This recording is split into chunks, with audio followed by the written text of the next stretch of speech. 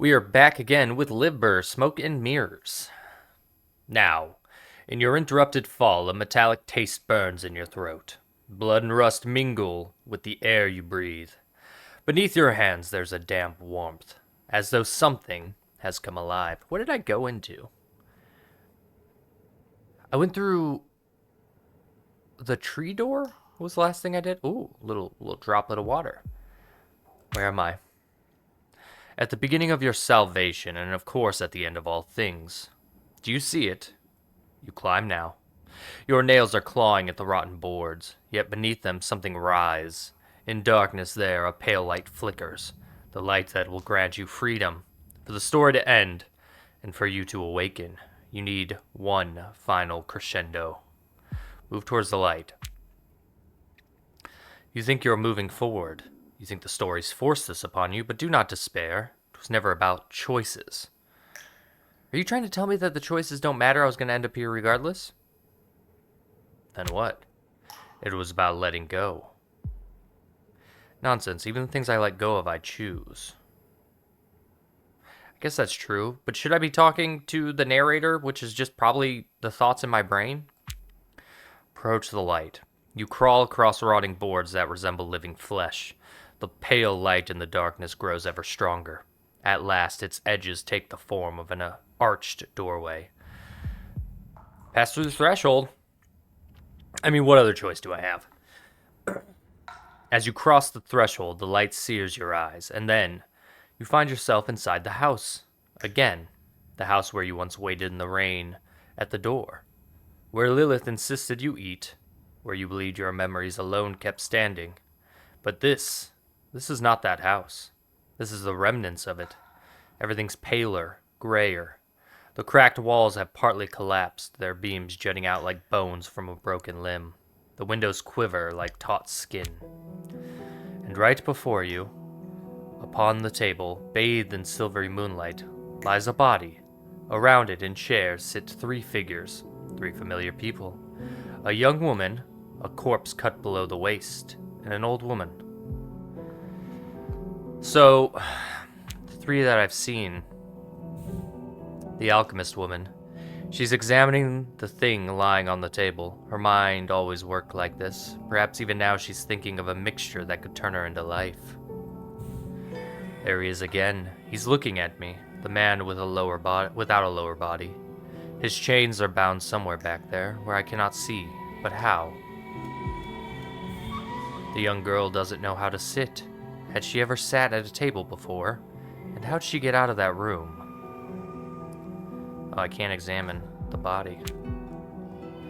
You? Keenan. Ah, right on time. Come on then. Oh, it's the guy at the middle. Ah, right there, on time. Come on then, golden boy, come. We've kept the finest part for you.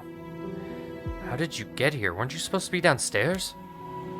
Downstairs? What are you babbling? With a feast such as this, why would we drowse downstairs? Won't you join us? What feast? We thought you'd know. Thought you'd recognize. Look, won't you look? Move closer to the table. You move closer to the corpse gleaming in the moonlight. A scent drifts to your nose. Incense tangled with toweleth herbs.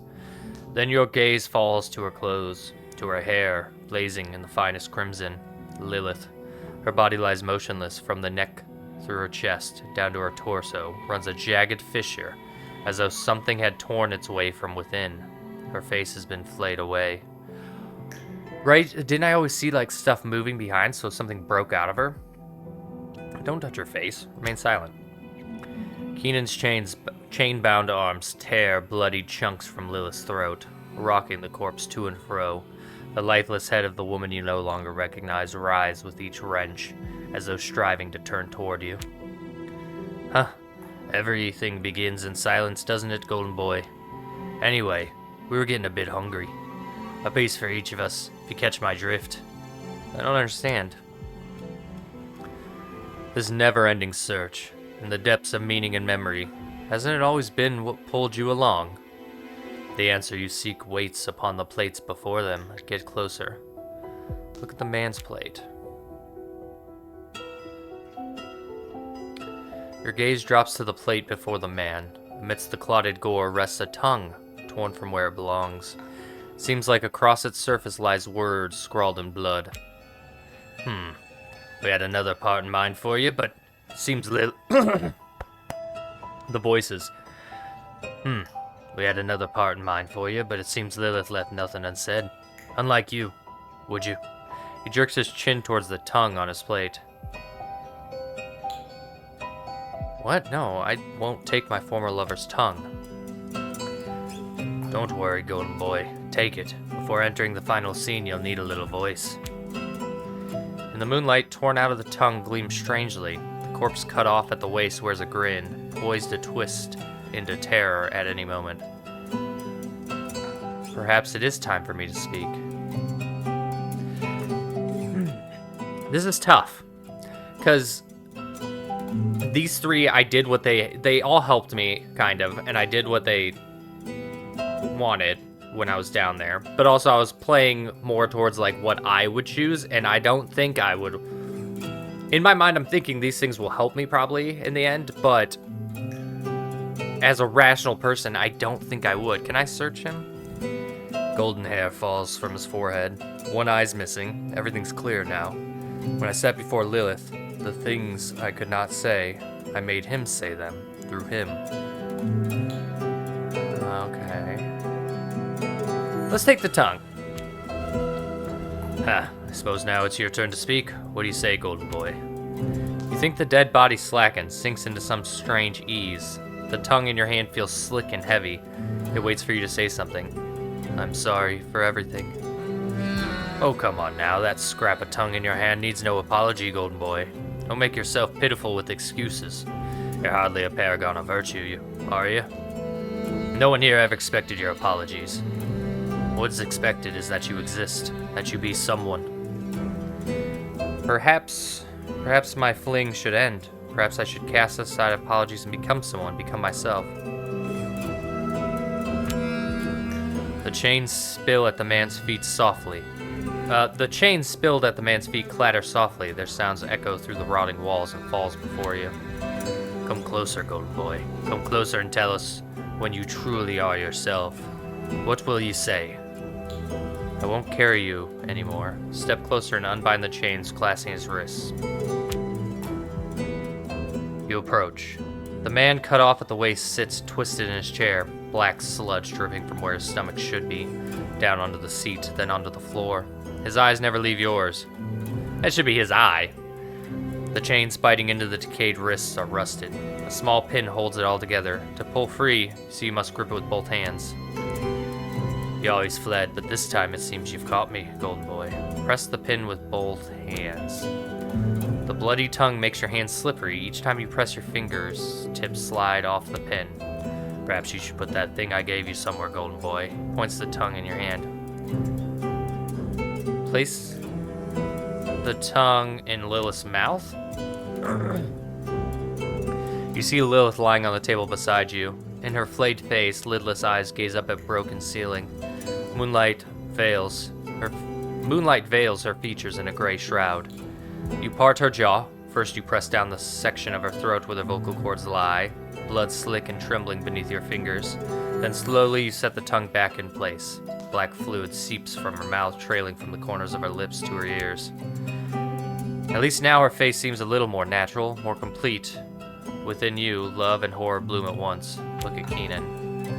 Very well then, back to these chains. I'll free you of this burden. Press the pin. After wiping your hands clean on your shirt, you press down the pin with all your strength. At first, nothing. The metal frozen in place for decades refuses to move. Then you feel a faint shift. You press harder, and with a reluctant creak, the rusted pin comes free. The chains drop into the dust. There. The first time you spoke as yourself, golden boy. Glance at the people at the table. When you turn your gaze back to the table, the women are watching you with calm and different faces. The rotten boards creak as if braced. From the broken ceiling, a few drops of rain fall onto your face. Was that all? You step back. The body of the man cut below the waist stands before you, but it does not end. It cannot, for there's another who awaits you. another you must complete. The young woman, right? Of course. Come closer. Look at the young woman's plate.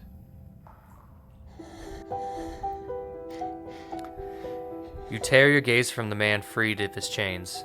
At last he looks at peace. He's spoken all he had to say, and nothing remains. Yet before you, much still demands to be spoken. Your eyes drift to the young woman's plate. Upon it lies a strip of thin, bloody skin, folded and carefully placed. Seems you never seen me. She pushes the strip of skin towards you. But this is your face, right? Take the skin. I think so. My body changed so much, I don't know what's me anymore. How do the others know you? With trembling hands, you take the folded skin she offers. It's heavier than you expected and still warm. You slowly unfold it. It resembles a mask peeled from Lilith's face. Empty eye sockets stare back at you. I couldn't love you as you were, I'm sorry. The young woman reaches out her hand. Her long skeletal fingers graze yours. When you notice her curious gaze, you see a strip of skin drooping from her hairline, as though another face lies atop her own. A kind of mask peeled like the one in your hand, yet crudely set back onto her skin. The lady doesn't need an apology, yours I do. Now I'll know you. Remove the mask from the young woman's face. You step closer as your hand reaches towards... So is this whole thing like, actually, I was really shitty to Lilith? And I said things that just weren't true. I thought things that she wanted to hear. I tried to change how she looked, or I would say things like I didn't find her attractive. I thought other things. What about the old woman, though? I don't know. Really, am I the bad guy? I didn't think I was, but now I'm thinking I am.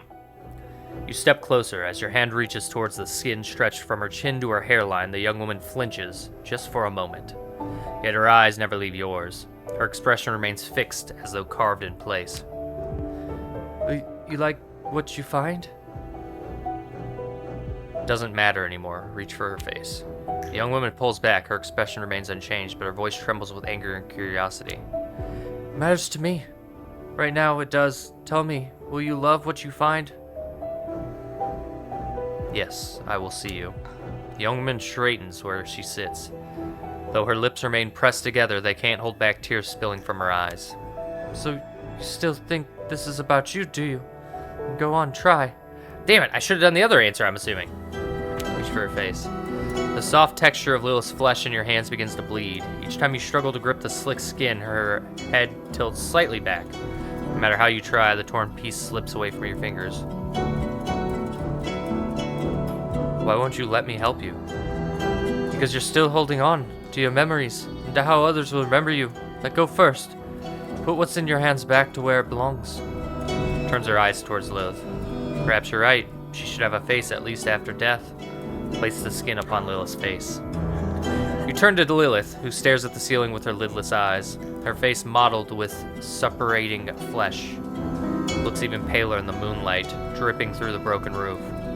You carefully place the warm strips of skin upon her face, lining the cut of it at her jaw with the start of her hairline. Disturbingly, Lilith's features come together, whole again, almost alive, as though she might turn her eyes to you at any moment. Within you, a great terror and love bloom together. I think you're ready to see me now. She closes her eyes and tilts her face towards you. Reach for the stitches across her face. Reach for the hanging strip of skin. You wipe your hands clumsily on your clothes and reach for the dangling piece of skin where the mask begins to lift from her face. You pull a little, the stitches tear softly. The young woman winces in pain. You alright? You pull harder as the stitches begin to tear. The mask clinging to the young woman's face rips apart, but you don't stop there.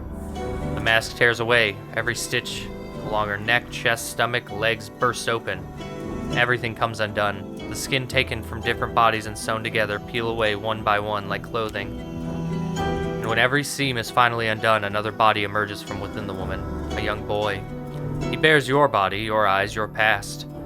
When his trembling lips part, you hear a voice of your childhood. Oh, you find the truth about the young woman. Do you know who I am? Yes, I know who you are.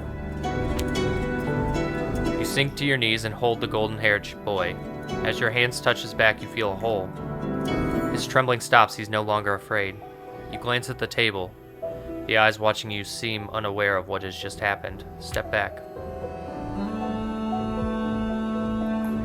Each fragment takes its time to settle into place. What you fled from now stands directly before you, dissolved, fractured, torn apart, and ruined. Was it always meant to be this way? Will it always remain so?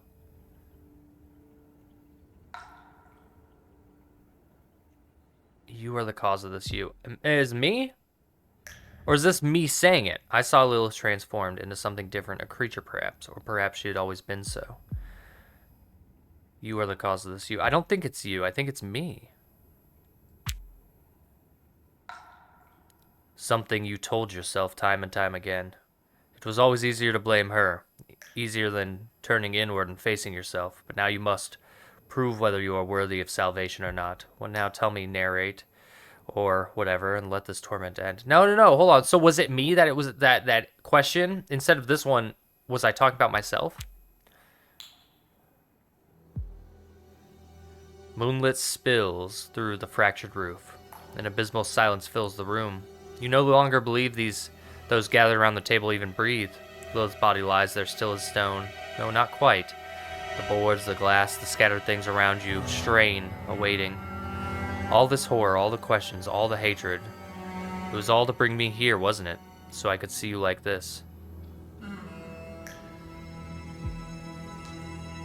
I hope in the end you can forgive me for everything. Approach Lilith. The tongue you placed rests in her mouth. She's still with her mask-like face, stitches running from brow to chin. Legia. Lilith can't hear you, my child. Oh wait, her voice was more raspy. Lilith can't hear you. No, what was her voice? Was it old woman or was it like this?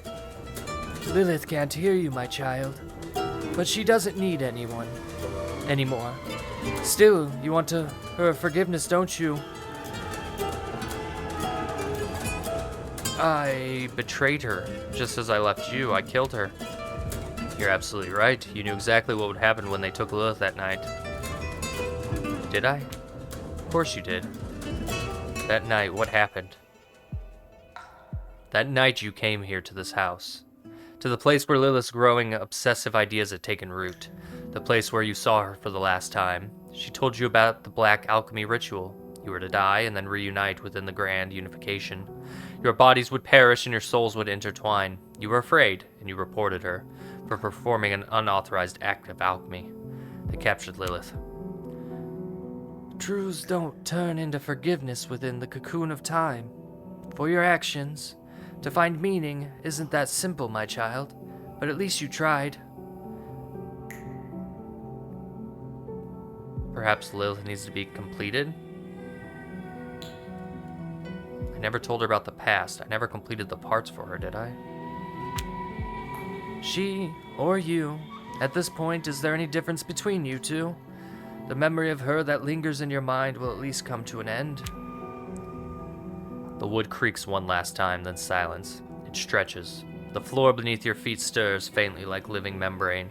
The torn black threads of the curtains shiver by the windows. Silence. It stretches. Then a breath. You see Lilith's chest rise upon the table. Her eyes turn towards you. Her body tenses, as if she's been born again, yet there's nothing miraculous in it. Lilith, reach out your hand. The hand you extend feels as though it touches a warm memory stuck in the past. Her fingertips twitch. The flesh beneath her nails blackens with some viscous fluid. Her shoulders tremble, then she sits up. The clothes clinging to her are wet with blood. Welcome, my love. For a moment I feared you wouldn't come. I remember you saying that the first time I came here. Huh, the first time. You've no idea how many times you've read that letter that you wrote yourself, my love. The letter that brought you here to me. This isn't the first, nor will it be the last, but don't worry, we're almost complete. Her tongue, swollen and heavy in her mouth, distorts the word. The rasping voice shows that her torn throat never healed. It must end. We must be completed. This loop must reach its end. They were the halves within you, my love, all of them. The loves you could not see, the words you could never speak.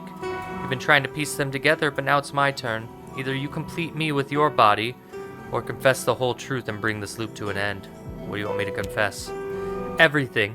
Why you killed me, why you were afraid, why you were utterly pathetic, everything. Livber's seas churn, waves crash against the cliffs scattered into the night. A garden of white flowers burn among crimson fire. Bare feet crush the withered blossoms. I was afraid to love you, because I didn't want to lose you like I lost everything else. It wasn't always like this. At the beginning I truly loved you, till you fell into madness trapped inside your obsession.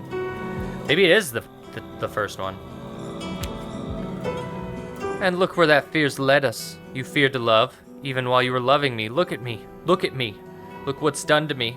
I have no face anymore. She screams, yet because the tongue you place in her throat does not sit right, her voice resembles that of a creature not of Gaia.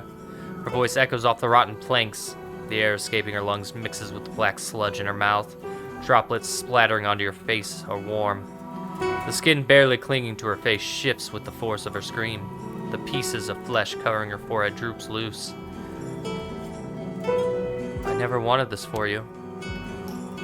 What didn't you want? My death? Too late for that, my love. I remember something sometimes in the morning when I had to leave the bed and go outside, leaving you alone. Felt a vast emptiness in my heart that grew with every step until I came back to you. Now I wonder, will I feel it again after our reunion?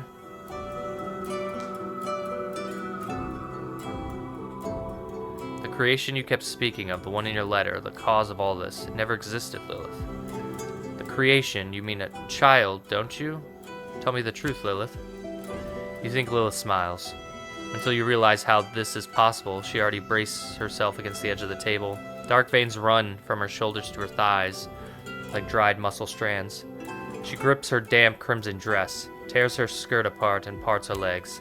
Welcome home, my love, to your first and final home inside me. All right. All this was your revenge, it always was, wasn't it? What are you doing?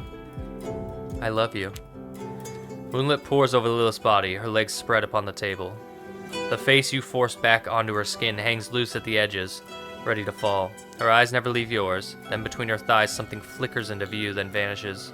Some kind of smoke, gray, black, rises from... Oh yeah, I can, like, examine. Our creation. It arises from between her legs, thick and viscous, a muddy liquid moving within it. The wind stops, something crawls into the world. Lilith's rage for you has taken form. Rage? The creation? No. Her love. That's what she called it. You heard her too. It's love. A love beyond the borders of the material realm. A love so magnificent. The smoke coils upward. A newborn storm. A whirlwind. It surrounds you, fills the room. A metallic taste coats your tongue. Your breath shortens. Lilith's love begins to fill you. Yes. Your vision darkens. You feel it, don't you? And in the end, a voice. Tell me, my love. Once we speak of this, there will be no turning back, so tell me, do you wish to remember your past, or to see the truth? I want to see the truth.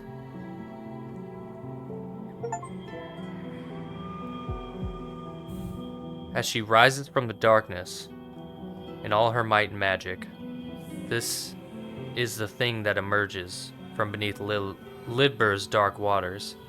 An outer Gaian being, flawless, so flawless that she radiates dread. Smoke coils around you and a realization spreads through your layers of your mind. The stories brought you here. I brought you here. Through the fine cracks in the smoke you see. The roof caved in.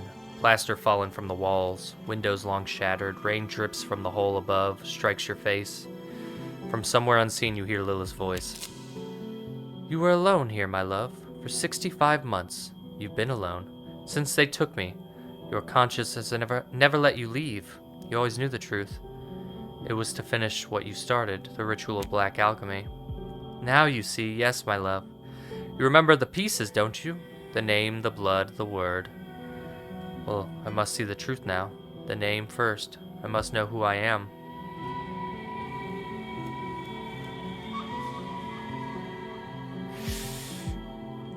Am I doing? I don't know. I don't know what I'm doing. I don't. Elbeck. It was the first weeks of your 65-month solitude, only days after they took me. They asked you for a name. You gave mine first. Then you signed your own name on the witness paper. You claimed to have seen me perform unauthorized alchemy. The guards told you that you could see me one last time before I died. I told them there was no need. The smoke thickens, heavy and suffocating. From the other side you hear Lilith's voice. Yes, you were afraid, weren't you? You were not virtuous enough to see me one last time, to say that you really loved me. Now speak your name, confess it. My name is Elbeck, and I killed you, because I voided my virtues. And I was afraid.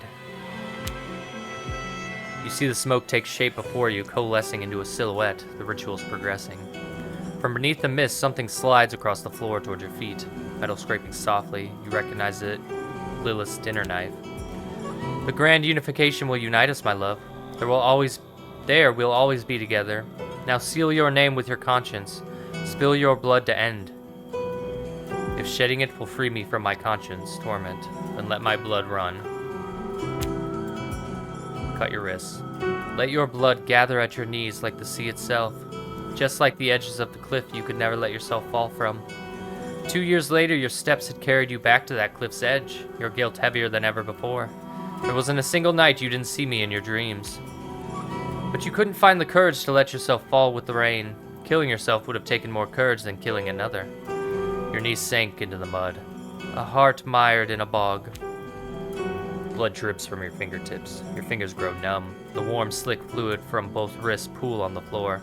Your legs weaken. You sink to your knees. The knife slips from your hand and clatters to the ground. Through the mist, Lilith approaches, her face, her body. She seems to have left all that horror behind, just as you first saw her. Lilith. The house creaks and groans around you, crazed. Kneeling, you struggle to steady your breath, a rasp rising from your chest. Sweat soaks your back. The wind makes your skin shiver. Lilith smiles. It's a gentle, merciful smile. There's a piece of paper in her hand, and she leans down to pick up the knife. She places the paper in your palm. And the end. Your madness took hold of you. By the end of those 65 months, you had convinced yourself I couldn't be dead. You clung to the fragile hope that, because it was all you had left. Poor Elbeck. Everything lost, rotted, or faded within that house. You redrew it all on those yellow papers. To remember, to keep your memories alive. Because what else did you have left but memories? You kept drawing again and again, all those moments whose originals had long been lost. And then you wrote a letter, from my mouth to yourself. You summoned yourself back here even though you had never truly left, but your mind needed to believe. Read the letter. My love, if you're reading these lines, it means there's still something inside your heart that belongs to me. Death is far too ordinary a thing to separate us. I will give birth to our creation in our home. Our creation cannot be left undone. Oh, it's home. Come, my love, all of it takes is your courage, Lilith. It's true. You needed to believe it to step through the door, just as the blood from your wrist seeping into this letter. The thing that ended everything, the thing that began it all. Don't worry, there's nothing to fear. This is not an ending. This is never an ending. This is not death. We'll begin again anew. What? Give me the letter you sent to yourself. I'll tuck it into your pocket. Perhaps where we're going, you'll need this blood-stained thing. When you cut your wrist that deep, you can't move your fingers anymore. I suppose I'll have to complete the last step of the ritual for you. The smoke rises thick and heavy, like the fluid that once spilled from Lilith's throat. It wraps around you. You stand within the storm. Your memories swirl through your mind, shattering against the fragments of your awareness. Each breaks apart, merging and separating until nothing remains but the black smoke. In the midst of nowhere, you stand alone, and at last your body dissolves. Let go.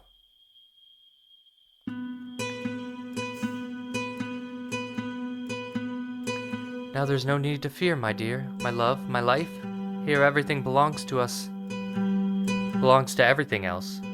Welcome among us, at last. We have no bodies now, no names, only us remain, us.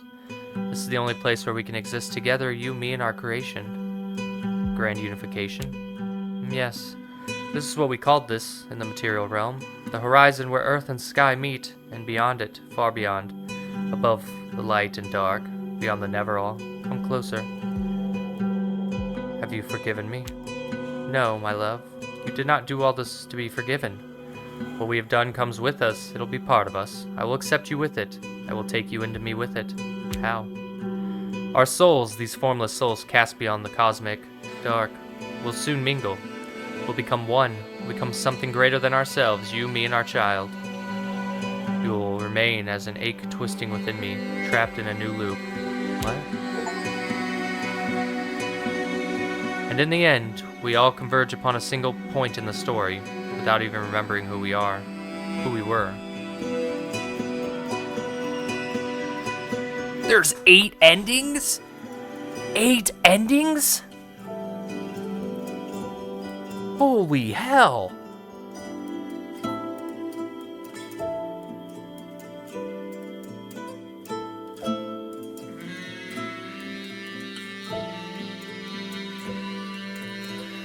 So is it, okay, so obviously, like, I think what happened is, I'm assuming we got, like, the truth part, or ending, I'm assuming. There's probably an ending where we actually, like, break free and forgive ourselves. I'm wondering, though, if she had a child, and that's also what drove us to, like, maybe she was pregnant, and we drove her to that? I don't even know.